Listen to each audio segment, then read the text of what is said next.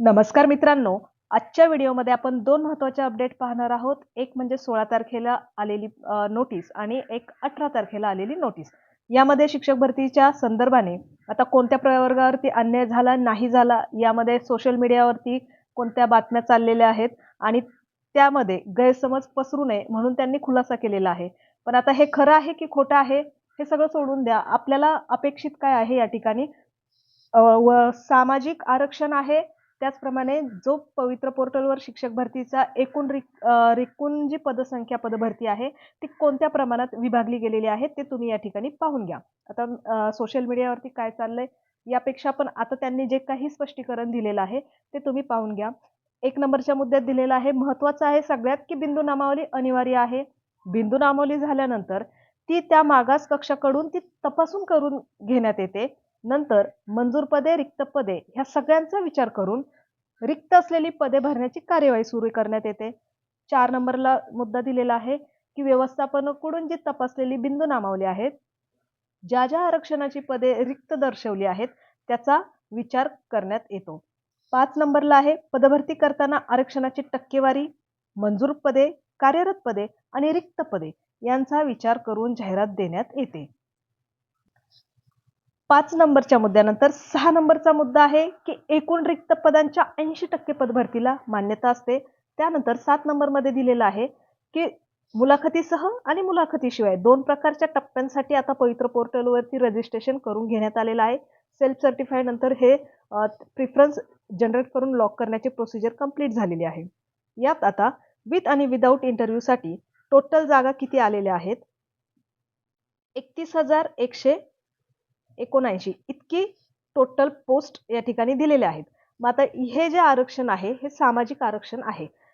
एकूण जे काही 100% आहेत, ओपन कॅटेगरीसाठी 28%, ईडब्ल्यूएस एसीबीसी साठी 10% ओबीसी साठी 19%, एनटीडी एसबीसी साठी 2% एनटीसी 3.5%, एनटीबी 2.5%, व्हीजेए 3%, पेसा क्षेत्रासाठी स्पेशल जागा असतात, एसटी 7% आणि एससी 13%. म्हणजे हे आरक्षण आहे, ह्या आरक्षणानुसार पदं भरली जातात.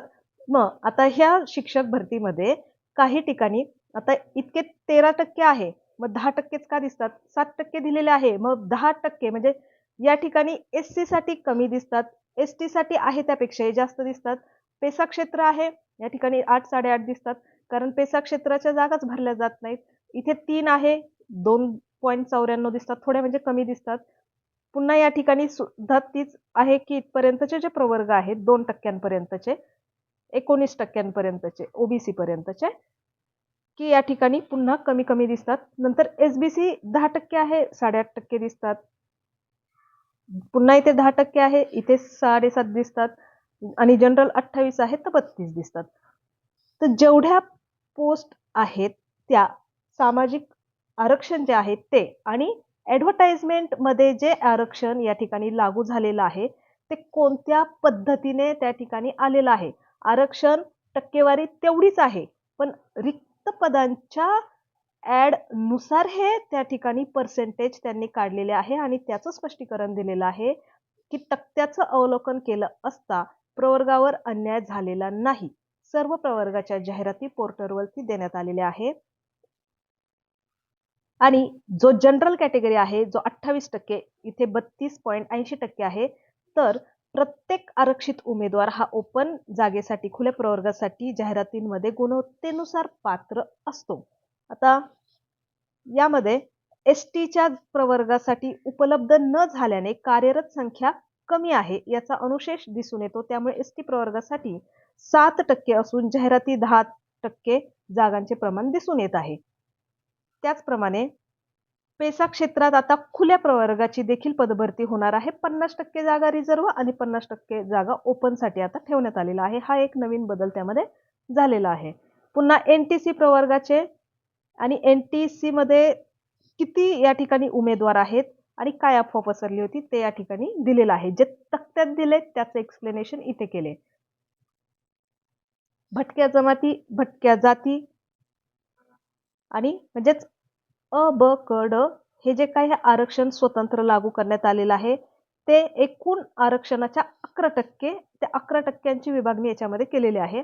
प्रत्येकाचे आरक्षण प्रमाण कमी असल्याने त्याच्या अंतर्गत परिवर्तनीय आहे. त्यामुळे एखाद्या प्रवर्गात कार्यरतता जास्त असल्यास एकूण 11% मर्यादा विचारात घेऊन कार्यवाही करण्यात येते. त्यामुळे प्रत्यक्षात कार्यवाही करत असताना विचार असल्यामुळे जाहिरातीचे प्रमाण कमी दिसून येत आहे. पोर्टलवरती प्राप्त झालेल्या जाहिरातींचा विचार करता 1 ते 5 पदे नमूद केलेल्या किती संस्था आहेत, किती व्यवस्थापन आहेत, हे सर्व दिलेलं आहे. त्यानंतर किती आस्थापनांनी किती पदांच्या जाहिराती दिले त्या या ठिकाणी मेन्शन केलेलं आहे. ह्या सगळ्या गोष्टींचा विचार करून बिंदू नामावली ती अधिकाऱ्यांकडनं तपासणी करून खात्री करून झाल्यानंतरच परवानगी मिळाल्यानंतरच पोर्टलला जाहिराती दिलेल्या आहे असा खुलासा या ठिकाणी केलेला आहे. त्यानंतर पुढची महत्त्वाची सूचना आली ती 18 तारखेला. जे प्राधान्यक्रम आहेत लॉक केलेले आहेत. पुढे काय प्रोसिजर असणार आहे आणि कोणत्या यामध्ये अपडेट दिलेल्या होत्या. आता 1,70,000 विद्यार्थ्यांनी एक्झाम दिली होती किंवा प्राधान्यक्रम जनरेट केलं होतं. एक्झाम नव्हती दिली, एक्झाम तर 2 लाख प्लस विद्यार्थ्यांनी दिलेली, पण प्राधान्यक्रम जनरेट करून लॉक करण्यात आलेले जे विद्यार्थी आहेत ते मुलाखतीशिवाय 151 म्हणजेच 1,51,000 आणि मुलाखतीशिवाय 1,46,000 1,51,000 मुलाखतीशिवाय आणि मुलाखतीसह 1,41,000 इतके प्राधान्यक्रम पोर्टलला जनरेट झाले होते.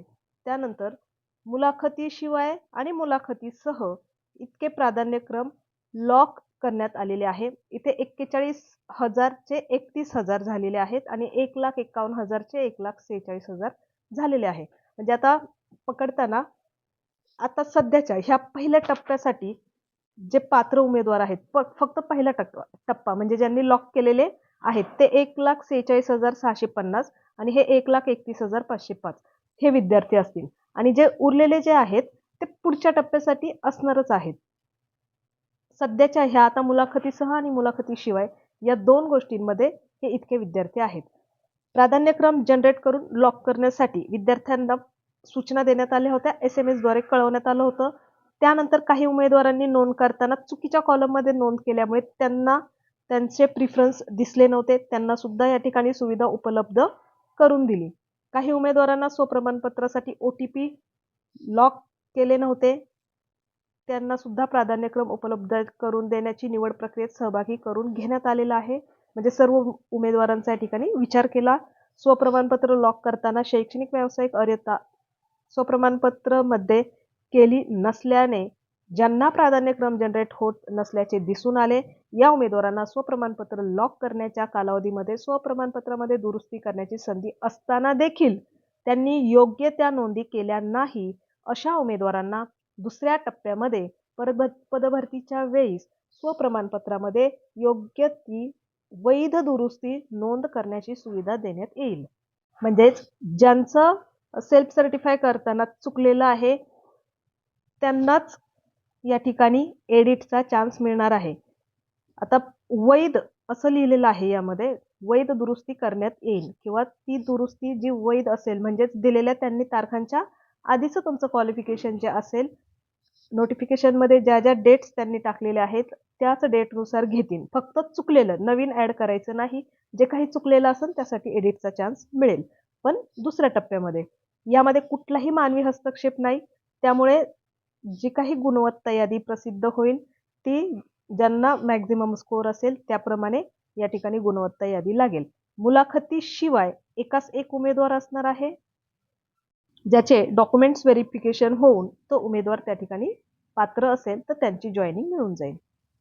आणि एकदा निवड झालेला उमेदवार मात्र पुढील आता या टेटच्या माध्यमातून होणारे जे पुढील टप्पे आहेत त्यात बाद होईल आणि त्या पुढच्या वर्गांसाठी किंवा इतर वर्गांसाठी जर पुन्हा प्रयत्न करायचा असेल तर जी नवीन टेटची एक्झाम येईल तेव्हा प्रयत्न करून पुढच्या वर्गांसाठी ते पात्र ठरतील. परंतु निवड झाली की या भरतीतनं त्यांना बाद केलं जाईल.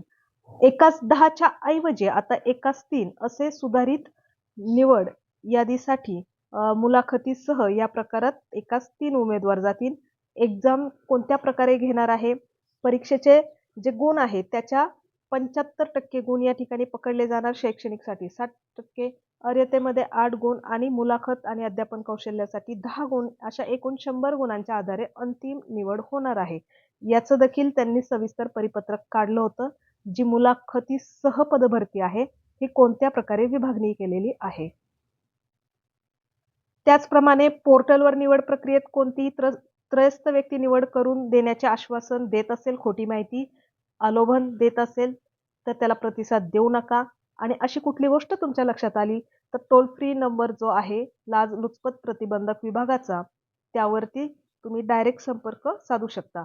एक नवीन गोष्ट यामध्ये दिलेली आहे की राज्यातील जवळपास 76 अनुदानित शैक्षणिक संस्था आहे.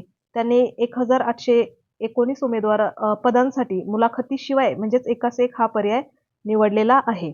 म्हणजेच डायरेक्ट उमेदवारांची त्या ठिकाणी स्कोरनुसार निवड होणार आणि डायरेक्ट त्या ठिकाणी डॉक्युमेंट्स व्हेरिफिकेशन होणार. म्हणजे बऱ्याच शैक्षणिक संस्थांनी हा ऑप्शन निवडलेला आहे. उमेदवारांनी आपले प्राधान्यक्रम वेळेत लॉक केले आहेत त्याबद्दल त्यांचे आभार आणि पुढील निवडीसाठी हार्दिक शुभेच्छा असं 13-14 नंबरच्या पॉईंटमध्ये लिहिलेलं आहे. आणि या ठिकाणी हे परिपत्रक संपलेलं आहे. आरक्षण कोणत्या प्रकारे ते डिवाइड झालेलं आहे, रिक्त जागा किती होत्या, सामाजिक आरक्षण किती टक्के आहे आणि त्यानुसार आलेली पदांची संख्या कशी आहे याचं स्पष्टीकरण त्यांनी दिलेलं आहे. त्याचप्रमाणे ज्यांच्या चुका झालेल्या आहेत त्यांना दुसऱ्या टप्प्यामध्ये एडिटचा चान्स मिळेल असं सांगण्यात आलेलं आहे. अशाच महत्त्वपूर्ण माहितीसोबत आजचा व्हिडिओ या ठिकाणी थांबवूयात.